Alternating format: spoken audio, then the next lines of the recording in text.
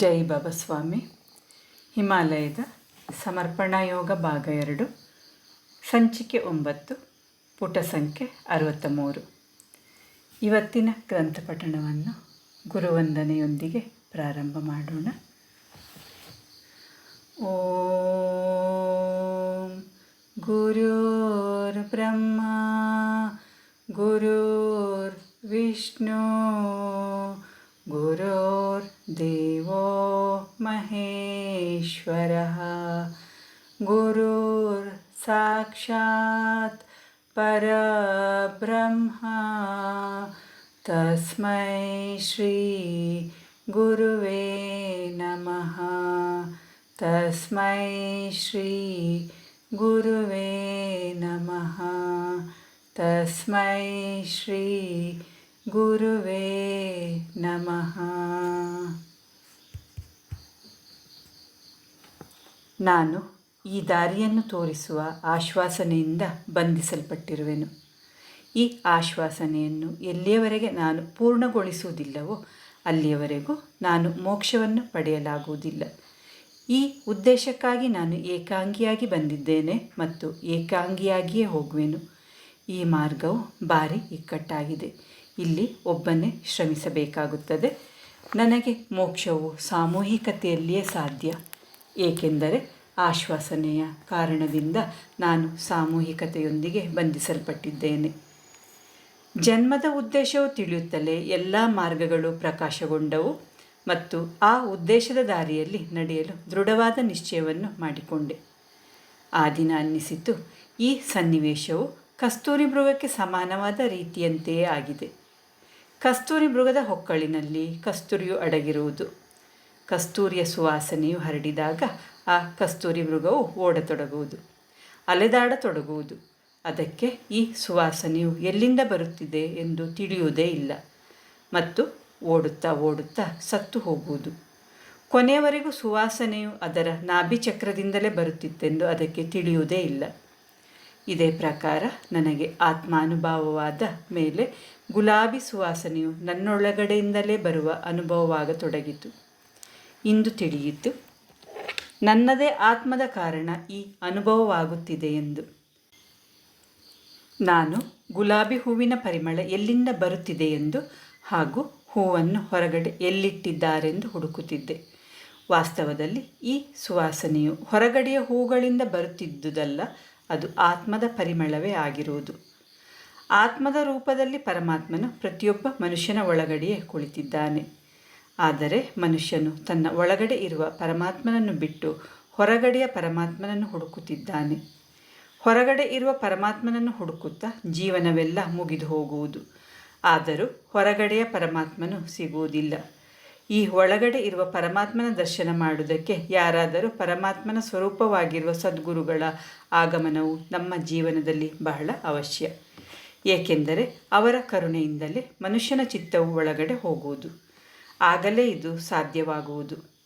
ನಮಗೆ ಎಲ್ಲಿಯವರೆಗೂ ನಮ್ಮ ಅಂತರ್ಪ್ರಯಾಣದ ಮಾರ್ಗವನ್ನು ತೋರಿಸುವ ಮಾರ್ಗದರ್ಶಕರು ನಮ್ಮ ಜೀವನದಲ್ಲಿ ಬರುವುದಿಲ್ಲವೋ ಅಲ್ಲಿಯವರೆಗೂ ನಮ್ಮ ಒಳಗೆ ಒಂದು ದಾರಿ ಇದೆಯಂತಾಗಲಿ ಆ ದಾರಿಯಲ್ಲಿ ನಾವು ನಡೆಯಬೇಕಂತಾಗಲಿ ಮನುಷ್ಯನಿಗೆ ತಿಳಿಯುವುದೇ ಇಲ್ಲ. ನಾನು ಎಷ್ಟು ಭಾಗ್ಯವಂತನಾಗಿದ್ದೇನೆಂದರೆ ಗುರುದೇವರು ನನ್ನ ಜೀವನದಲ್ಲಿ ಬಂದರು ಮತ್ತು ನನಗೆ ಈ ಮಾರ್ಗವು ತಿಳಿದು ಆ ಮಾರ್ಗದಲ್ಲಿ ನಡೆಯುವಂತಾಯಿತು. ನಾನು ಗುರುದೇವರಿಗೆ ಮನಸ್ಸಿನಲ್ಲಿಯೇ ಕೃತಜ್ಞತೆಗಳನ್ನು ಅರ್ಪಿಸಿದೆ ಹಾಗೂ ಮನಸ್ಸಿನಲ್ಲಿಯೇ ಪ್ರಾರ್ಥಿಸಿದೆ. ಈ ಮಾರ್ಗವನ್ನು ಅನ್ವೇಷಣೆ ಮಾಡುತ್ತಿರುವ ಮತ್ತು ಹುಡುಕುತ್ತಿರುವ ಆತ್ಮಗಳಿಗೆ ನಾನು ದಾರಿಯನ್ನು ತೋರಿಸುವಂತಾಗಲಿ ಎಂದು ನೀವು ನನಗೆ ಆಶೀರ್ವಾದ ಮಾಡಿ. ಹೀಗೆ ಪ್ರಾರ್ಥನೆಯನ್ನು ಮಾಡಿ ಗುರುದೇವರಿಗೆ ನಮಸ್ಕರಿಸಿದೆ. ಗುರುದೇವರಿಗೆ ಜ್ಯೋತಿಷ್ಯ ಶಾಸ್ತ್ರದಲ್ಲಿ ಅಪಾರವಾದ ಜ್ಞಾನವಿತ್ತು. ಅವರು ಹೇಳುತ್ತಿದ್ದರು, ಚಂದ್ರನ ಪ್ರಭಾವವು ಸಮುದ್ರದ ವಿಶಾಲವಾದ ಜಲಸಾಗರದ ಮೇಲೆ ಬೀಳುತ್ತದೆ ಮತ್ತು ಆ ಪ್ರಭಾವದಿಂದ ಸಮುದ್ರದಲ್ಲಿ ಅಲೆಗಳ ಏರಿಳಿತಗಳು ಉಂಟಾಗುತ್ತಿರುತ್ತವೆ. ಅಮಾವಾಸ್ಯೆಯ ದಿನ ಸಮುದ್ರದ ಸ್ಥಿತಿ ಬೇರೆ ರೀತಿಯಾಗಿರುತ್ತದೆ. ಪೂರ್ಣಿಮೆಯ ದಿನ ಆ ಸ್ಥಿತಿಯು ಬೇರೆಯದ್ದಾಗಿರುತ್ತದೆ. ಯಾವಾಗ ಚಂದ್ರನ ಪ್ರಕಾಶದಿಂದ ಇಷ್ಟು ವಿಶಾಲವಾದ ಸಮುದ್ರದ ಮೇಲೆ ಪ್ರಭಾವ ಬೀಳುತ್ತೆಂಬುದರ ಅರ್ಥವು ಜಲತತ್ವವು ಚಂದ್ರನ ಪ್ರಭಾವದಲ್ಲಿದೆ ಎಂದು. ಮನುಷ್ಯನ ಶರೀರದಲ್ಲಿ ಕೂಡ ಜಲತತ್ವವು ಅಸ್ತಿತ್ವದಲ್ಲಿದೆ. ಆದುದರಿಂದ ಚಂದ್ರನ ಪ್ರಭಾವವು ಮನುಷ್ಯನ ಒಳಗಡೆಯಲ್ಲಿರುವ ಜಲತತ್ವದ ಮೇಲೆ ಖಂಡಿತವಾಗಿಯೂ ಬೀಳುತ್ತದೆ. ಜ್ಯೋತಿಷ್ಯವು ಒಂದು ರೀತಿಯ ಗಣಿತಶಾಸ್ತ್ರವಾಗಿದೆ. ಅದರ ಅವಲಂಬನೆ ತಪ್ಪಾಗಬಹುದು, ಅದರ ಎಣಿಕೆ ತಪ್ಪಾಗಬಹುದು, ಆದರೆ ಗಣಿತಶಾಸ್ತ್ರವು ತಪ್ಪಾಗುವುದಿಲ್ಲ. ತಪ್ಪು ಅವಲಂಬನೆಯಿಂದ ಮತ್ತು ತಪ್ಪು ಎಣಿಕೆಯಿಂದ ಇಂದು ಈ ಶಾಸ್ತ್ರವನ್ನು ಅನುಮಾನದಿಂದ ನೋಡಲಾಗುತ್ತಿದೆ. ಎಲ್ಲಿಯವರೆಗೆ ಈ ಶಾಸ್ತ್ರವನ್ನು ಚೆನ್ನಾಗಿ ಅರ್ಥ ಮಾಡಿಕೊಂಡು ಅಧ್ಯಯನ ಮಾಡುತ್ತಿದ್ದರೋ ಮತ್ತು ಭವಿಷ್ಯವನ್ನು ಹೇಳುತ್ತಿದ್ದರೋ ಅಲ್ಲಿಯವರೆಗೆ ಎಲ್ಲವೂ ಸರಿಯಾಗಿ ನಡೆಯುತ್ತಿತ್ತು. ಯಾವಾಗ ಜ್ಯೋತಿಷ್ಯವನ್ನು ಹಣ ಸಂಪಾದನೆಯ ಮಾರ್ಗವೆಂದು ತಿಳಿಯಲಾಯಿತೋ ಅಂದಿನಿಂದ ಅದರಿಂದ ಸತ್ಯವು ಹೊರಟು ಹೋಯಿತು. ನಂತರ ಆ ಶಾಸ್ತ್ರದಲ್ಲಿ ಶುದ್ಧತೆ ಇಲ್ಲದಂತಾಯಿತು, ಪವಿತ್ರತೆಯೂ ಇಲ್ಲದಂತಾಯಿತು. ಪವಿತ್ರತೆಯೇ ಆ ಶಾಸ್ತ್ರದ ಆತ್ಮವಾಗಿತ್ತು. ಪ್ರತಿಯೊಂದು ಸಾಧನೆಯಲ್ಲಿಯೂ ಪ್ರತಿಯೊಂದು ಜ್ಞಾನದಲ್ಲಿಯೂ ಮೊದಲು ಪವಿತ್ರತೆ ಇರಬೇಕು. ಪವಿತ್ರತೆ ಇಲ್ಲದೆ ಯಾವ ಸಾಧನೆಯೂ ಪ್ರಾರಂಭವಾಗುವುದೇ ಇಲ್ಲ. ಆದುದರಿಂದ ಅಲ್ಲಿ ಸಂಪೂರ್ಣವಾಗುವ ಪ್ರಶ್ನೆಯೇ ಇಲ್ಲ. ಪ್ರತಿಯೊಂದು ಸಾಧನೆಯಲ್ಲಿಯೂ ಪವಿತ್ರತೆಯು ಒಂದು ಪ್ರಾಣವಾಗಿರುತ್ತದೆ. ಪ್ರಾಣವೇ ಹೊರಟು ಹೋದ ಮೇಲೆ ಶರೀರಕ್ಕೆ ಯಾವ ಬೆಲೆಯೂ ಇರುವುದಿಲ್ಲ. ಹೀಗೆಯೇ ಚಿತ್ತವು ಶುದ್ಧವಾಗಿರಲು ಪವಿತ್ರತೆ ಮೊದಲಿರಬೇಕು. ಚಿತ್ತಶುದ್ಧಿಯ ಅರ್ಥವೇನೆಂದರೆ ಗ್ರಹಿಸುವ ಸಾಮರ್ಥ್ಯವು ವಿಕಾಸವಾಗುವುದು.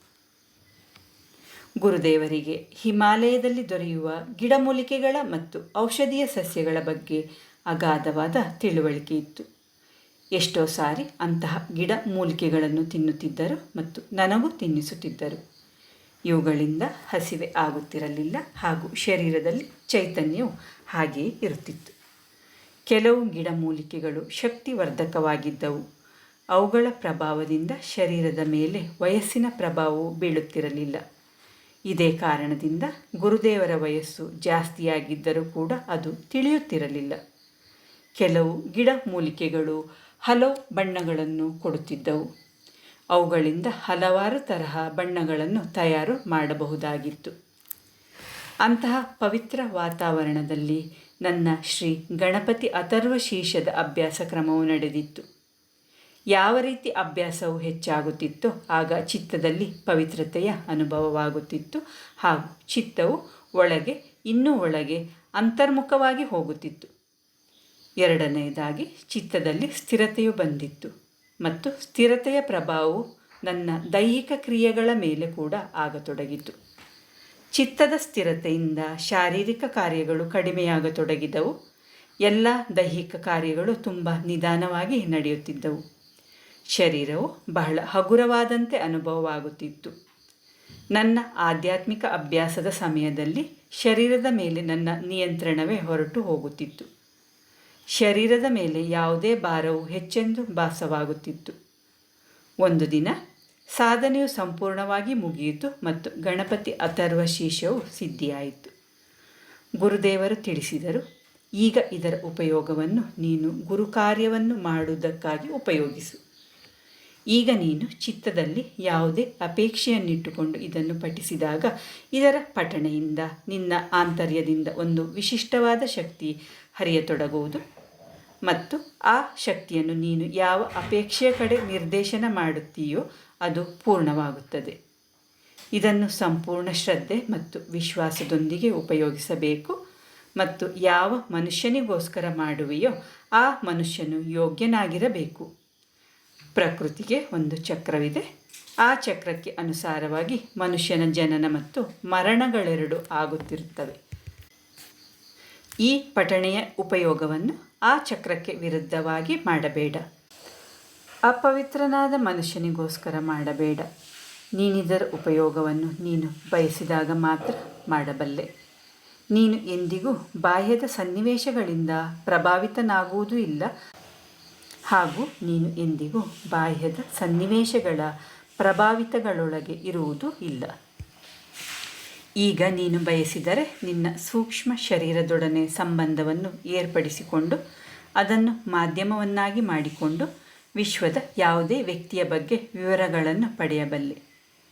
ಈಗ ನಿನ್ನ ಚಿತ್ತವು ಎಷ್ಟು ಪವಿತ್ರವಾಗಿದೆ ಎಂದರೆ ಅದು ಸೂಕ್ಷ್ಮವಾಗಿ ಹೋಗಿದೆ ಮತ್ತು ಸೂಕ್ಷ್ಮ ಚಿತ್ತವು ಮಹಾ ಶಕ್ತಿಶಾಲಿಯಾಗಿರುತ್ತದೆ. ಇದರ ವೇಗವು ಅಪಾರವಾದುದು. ನೀನು ಈ ಚಿತ್ತದಿಂದ ಒಂದೇ ಒಂದು ಕ್ಷಣದಲ್ಲಿ ನೀನು ಬಯಸಿದ ವ್ಯಕ್ತಿಯ ಸಮಗ್ರ ವಿವರಗಳನ್ನು ಪಡೆಯಬಹುದು. ಮನುಷ್ಯನಿಗೆ ನೀನು ಮುಟ್ಟಿ ತಿಳಿಯಬಹುದಾದ ಒಂದು ಸ್ಥೂಲ ಶರೀರವಿರುವುದು. ಈ ಸ್ಥೂಲ ಶರೀರದ ಮಾಧ್ಯಮದಿಂದಲೇ ಸೂಕ್ಷ್ಮ ಶರೀರದ ನಿರ್ಮಾಣವಾಗುತ್ತದೆ. ಜಗತ್ತಿನಲ್ಲಿ ಸಾಮಾನ್ಯವಾಗಿ ಸ್ಥೂಲ ಶರೀರದ ಮೃತ್ಯುವಾಗಿ 25 ವರ್ಷಗಳ ನಂತರ ಈ ಸೂಕ್ಷ್ಮ ಶರೀರವು ನಿರ್ಮಾಣವಾಗುತ್ತದೆ. ಇದು ಅವನ ಕಾರ್ಯಗಳಿಗೋಸ್ಕರ ಆಗಿರುವ ಶರೀರ. ಅದು ಯಾವಾಗಲೂ ಸ್ಥಿರವಾಗಿರುತ್ತದೆ. ಇದನ್ನು ಈ ಉದಾಹರಣೆಯ ರೂಪದಲ್ಲಿ ತಿಳಿದುಕೊಳ್ಳಬಹುದು. ಸಾಂಗ್ಲಿ ನಗರದಲ್ಲಿ ಮನೋಹರ್ ಸೇಠ್ ಎನ್ನುವ ಒಬ್ಬ ದೊಡ್ಡ ವ್ಯಾಪಾರಿ ಇದ್ದನು. ಅವನ ಜೀವನ ಕಾಲದಲ್ಲಿ ಅವನು ಶಾಲೆಗಳನ್ನು ಕಟ್ಟಿಸಿದನು, ಕಾಲೇಜುಗಳನ್ನು ಕಟ್ಟಿಸಿದನು ಮತ್ತು ಆಸ್ಪತ್ರೆಗಳನ್ನು ಕಟ್ಟಿಸಿದನು. ನಂತರ ಅವನ ಮೃತ್ಯುವಾಯಿತು. ಆದರೆ ಅವನು ಮೃತನಾದ ಮೇಲೂ ಆ ಶಾಲಾ ಕಾಲೇಜುಗಳ ಕಾರಣ ಮತ್ತು ಆಸ್ಪತ್ರೆಗಳ ಕಾರಣದಿಂದ ಜನರು ಅವನನ್ನು ನೆನಪಿಸಿಕೊಳ್ಳುತ್ತಲೇ ಇರುತ್ತಾರೆ. ಸರಿಯಾಗಿ ಇದೇ ರೀತಿಯಲ್ಲಿ ಈ ಸಾಧನೆಯ ಶರೀರವು ಮೃತ್ಯುವಿನ 25 ವರ್ಷಗಳ ನಂತರ ನಿರ್ಮಾಣವಾಗಿರುವುದು ಮತ್ತು ಅದು ಎಂದೆಂದಿಗೂ ಆಗುತ್ತಲೇ ಇರುವುದು. ಆದರೆ ನಿನ್ನ ಸೂಕ್ಷ್ಮ ಶರೀರವು ಈಗಲೇ ನಿರ್ಮಾಣವಾಗುತ್ತಿದೆ. ಇಂದಿನಿಂದ 20 ವರ್ಷಗಳ ನಂತರ ಅದು ಕ್ರಿಯಾತ್ಮಕವಾಗುತ್ತದೆ. ಅಂದರೆ ನಿನ್ನ ಸ್ಥೂಲ ಶರೀರವೇ ಮಾಧ್ಯಮವಾಗುವುದು ಮತ್ತು ಅದರ ಮಾಧ್ಯಮದಿಂದ ಬಹಳಷ್ಟು ಕಾರ್ಯಗಳು ಆಗಲು ಪ್ರಾರಂಭವಾಗುವುದು.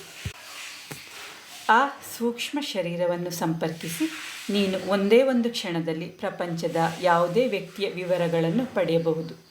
ಇವೆಲ್ಲವೂ ಆತ್ಮಸಿದ್ಧಿಗಳಾಗಿವೆ. ಇವುಗಳ ಸಾಧನೆಯನ್ನು ಅಭ್ಯಾಸದ ಮೂಲಕ ಭವಿಷ್ಯದಲ್ಲಿ ನೀನು ಮಾಡಬೇಕಾಗಿದೆ. ಈ ಚಿತ್ತದ ಸೂಕ್ಷ್ಮತೆಯು ಬೇರೆಯವರಿಗೆ ಒಳ್ಳೆಯದಾಗಿರುತ್ತದೆ, ಆದರೆ ನಿನಗೆ ಅಪಾಯಕಾರಿಯಾಗಿರುತ್ತದೆ. ಇದರ ಉಪಯೋಗವನ್ನು ಅವಶ್ಯಕವಾಗಿದ್ದರೆ ಮಾತ್ರ ಮಾಡಬೇಕು. ಏಕೆಂದರೆ ಯಾವಾಗಲಾದರೂ ನೀನು ಇದರ ಉಪಯೋಗವನ್ನು ಇನ್ನೊಬ್ಬರ ವಿಚಾರಗಳನ್ನು ತಿಳಿಯಲು ಮಾಡಿದಾಗ ಆ ವ್ಯಕ್ತಿಯ ಕೆಟ್ಟ ಶಕ್ತಿಯನ್ನೆಲ್ಲ ನೀನು ಅನಾಯಾಸವಾಗಿ ಗ್ರಹಿಸಿಬಿಡುವೆ ಮತ್ತು ಇದರಿಂದ ಆ ವ್ಯಕ್ತಿಯು ಪವಿತ್ರನಾಗಿ ಬಿಡುತ್ತಾನೆ. ಆದರೆ ನಿನ್ನ ಚಿತ್ತವು ದೋಷಯುಕ್ತವಾಗುವುದು. ನಿನ್ನ ಚಿತ್ತವನ್ನು ನೀನೇ ಏಕೆ ಮಲಿನ ಮಾಡಿಕೊಳ್ಳುತ್ತೀಯಾ? ಏಕೆಂದರೆ ಅದು ಅತಿ ಶುದ್ಧವಾಗಿರುವುದು ಮತ್ತು ಅತಿಯಾದ ಶುದ್ಧತೆಯೇ ಅತಿ ಮಲಿನವಾಗುವುದಕ್ಕೆ ಕಾರಣವಾಗಬಹುದು. ಆದುದರಿಂದ ಈ ವಿಷಯಗಳಿಂದ ನೀನು ಜೀವನ ಪರ್ಯಂತ ಎಚ್ಚರಿಕೆಯಿಂದಿರಬೇಕು. ಯಾವ ರೀತಿ ಎಂದರೆ, ಬಿಳಿಯ ಬಟ್ಟೆಯು ಧರಿಸಲು ಬಹಳ ಚೆನ್ನಾಗಿರುವುದು, ಆದರೆ ಅದು ಅಷ್ಟೇ ಬೇಗನೆ ಕೊಳಕು ಆಗುವುದು. ಇದು ಕೂಡ ಸ್ವಲ್ಪ ಅದೇ ರೀತಿಯಾಗಿದೆ. ಆದುದರಿಂದ ನಿನ್ನ ಚಿತ್ತವನ್ನು ಯಾವಾಗಲೂ ಶುದ್ಧವಾಗಿಟ್ಟುಕೊಳ್ಳಬೇಕು. ಶುದ್ಧತೆಯ ಕಾರಣದಿಂದಲೇ ಸೂಕ್ಷ್ಮತೆಯು ಪ್ರಾಪ್ತಿಯಾಗುತ್ತದೆ ಹಾಗೂ ಚಿತ್ತದ ಸೂಕ್ಷ್ಮತೆಯೇ ಚಿತ್ತವನ್ನು ಸಶಕ್ತಗೊಳಿಸುತ್ತದೆ. ಸಶಕ್ತ ಚಿತ್ತವೇ ಶಕ್ತಿಗಳ ಬುನಾದಿಯಾಗಿರುವುದು. ಈ ಸೂಕ್ಷ್ಮ ಶರೀರವು ಆಕಾಶದಲ್ಲಿ ಪ್ರತಿಷ್ಠಿತವಾಗಿರುತ್ತದೆ. ಅದರ ಸಂಪರ್ಕದ ಮೂಲಕ ಜಗತ್ತಿನ ಯಾವುದೇ ವ್ಯಕ್ತಿಯ ಘಟನೆಗಳ ಸಂಪೂರ್ಣವಾದ ಮಾಹಿತಿ ದೊರೆಯುತ್ತದೆ. ಸೂಕ್ಷ್ಮ ಶರೀರ ಯಾವ ರೀತಿ ಇರುವುದೋ ಅದೇ ರೀತಿ ಪ್ರಭಾವಲಯವೂ ಇರುವುದು. ಈ ಪ್ರಭಾವಲಯವು ಪ್ರತಿಯೊಬ್ಬ ಜೀವಂತ ವ್ಯಕ್ತಿಯ ಅಕ್ಕಪಕ್ಕದಲ್ಲೇ ಇರುತ್ತದೆ. ಪ್ರಭಾವಲಯದಲ್ಲಿ ಆ ವ್ಯಕ್ತಿಯ ಆಲೋಚನೆಗಳಿಂದ ನಿರ್ಮಿತವಾದ ಬಣ್ಣಗಳು ಇರುತ್ತವೆ. ಈ ಬಣ್ಣಗಳನ್ನು ಅತಿ ಸೂಕ್ಷ್ಮವಾದ ಚಿತ್ತದಿಂದ ಅಥವಾ ದೃಷ್ಟಿಯಿಂದ ಅರ್ಥ ಮಾಡಿಕೊಳ್ಳಬಹುದು. ಈ ಪ್ರಭಾವಲಯವನ್ನು ಕಣ್ಣಿನಿಂದ ಕೂಡ ನೋಡಬಹುದು. ಈ ಪ್ರಭಾವಲಯದಿಂದ ಆ ವ್ಯಕ್ತಿಯು ಎಂತಹವನೆಂಬುದು ತಿಳಿಯಬಹುದು. ಇದು ಆ ವ್ಯಕ್ತಿಯ ಒಳ್ಳೆಯ ಮತ್ತು ಕೆಟ್ಟ ಆಲೋಚನೆಗಳ ಮೇಲೆ ನಿರ್ಮಿತವಾಗಿರುತ್ತದೆ. ಈ ಪ್ರಭಾವಲಯವು ಮನುಷ್ಯರ ಆಲೋಚನೆಗಳಿಗೆ ಅನುಸಾರವಾಗಿ ಅವನ ಅಕ್ಕಪಕ್ಕದಲ್ಲಿ ಬಣ್ಣಗಳ ನಿರ್ಮಾಣವನ್ನು ಮಾಡುತ್ತದೆ. ಈ ಬಣ್ಣಗಳು ಅವನ ಸ್ಥಿತಿಗೆ ಅನುಸಾರವಾಗಿ ಬದಲಾಗುತ್ತಿರುತ್ತದೆ. ಈ ಬಣ್ಣಗಳ ಅಧ್ಯಯನದಿಂದ ಆ ವ್ಯಕ್ತಿಯ ವಿಚಾರಗಳನ್ನು ತಿಳಿಯಬಹುದಾಗಿದೆ ಹಾಗೂ ಆ ವಿಚಾರಗಳಿಂದ ಆ ವ್ಯಕ್ತಿಯನ್ನು ಸಂಪೂರ್ಣವಾಗಿ ತಿಳಿಯಬಹುದು. ಈ ಪ್ರಭಾವಲಯವು ಪ್ರತಿಯೊಬ್ಬ ಮನುಷ್ಯನಿಗೂ ಬೇರೆ ಬೇರೆಯಾಗಿರುತ್ತದೆ. ಇದು ಯಾವ ರೀತಿ ಎಂದರೆ, ಮನುಷ್ಯನ ಕೈಗಳಲ್ಲಿರುವ ಬೆರಳುಗಳ ರೇಖೆಗಳು ಹೇಗೆ ಬೇರೆ ಬೇರೆಯಾಗಿರುತ್ತವೆಯೋ ಅದೇ ರೀತಿ ಪ್ರತಿಯೊಬ್ಬ ಮನುಷ್ಯನ ಪ್ರಭಾವಲಯವು ಬೇರೆ ಬೇರೆಯಾಗಿರುತ್ತದೆ.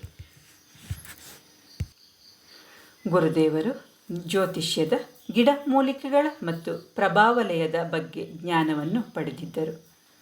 ಆದರೆ ನನ್ನ ಪ್ರಶ್ನೆ ಏನೆಂದರೆ, ಈ ಎಲ್ಲ ಜ್ಞಾನವನ್ನು ಸಾಧಾರಣ ಮನುಷ್ಯನವರೆಗೂ ತಲುಪಿಸುವುದಾದರೂ ಹೇಗೆ? ಏಕೆಂದರೆ ಸಾಮಾನ್ಯ ಮನುಷ್ಯನು ಎಂದಿಗೂ ಹಿಮಾಲಯವನ್ನು ತಲುಪಲಾರ ಮತ್ತು ಇದು ಸಾಮಾನ್ಯ ಮನುಷ್ಯನ ಹತ್ತಿರ ಹೋಗುವುದಿಲ್ಲ. ಹಾಗಾದರೆ ಈ ಜ್ಞಾನವು ಸಮಾಜದವರೆಗೂ ಹೋಗುವುದಾದರೂ ಹೇಗೆ? ಪ್ರತಿದಿನವೂ ಸಮಯವು ಕಳೆದು ಹೋಗುತ್ತಿತ್ತು. ಜೈ ಬಾಬಾ ಸ್ವಾಮಿ. ಇವತ್ತಿನ ಗ್ರಂಥ ಪಠಣವನ್ನು ಮುಕ್ತಾಯಗೊಳಿಸುತ್ತಿದ್ದೇನೆ. ಶಾಂತಿ ಪಾಠ. ಓಂ ದ್ಯೋ ಶಾಂತಿ ಅಂತರಿಕ್ಷ ಗುಂ ಶಾಂತಿ ಪೃಥ್ವಿ ಶಾಂತಿ ಆಪಃ ಶಾಂತಿ ಔಷಧಯಃ ಶಾಂತಿ ವನಸ್ಪತಯಃ ಶಾಂತಿ ವಿಶ್ವೇ ದೇವಃ ಶಾಂತಿ ಬ್ರಹ್ಮ ಶಾಂತಿ ಸರ್ವಗುಂ ಶಾಂತಿ ಶಾಂತಿರೇವ ಶಾಂತಿ ಸಾ ಮಾಂ ಶಾಂತಿರೇಧಿ. ಓಂ ಶಾಂತಿ ಶಾಂತಿ ಶಾಂತಿ. ಸರ್ವರಿಷ್ಟ ಸುಶಾಂತಿರ್ಭವತು.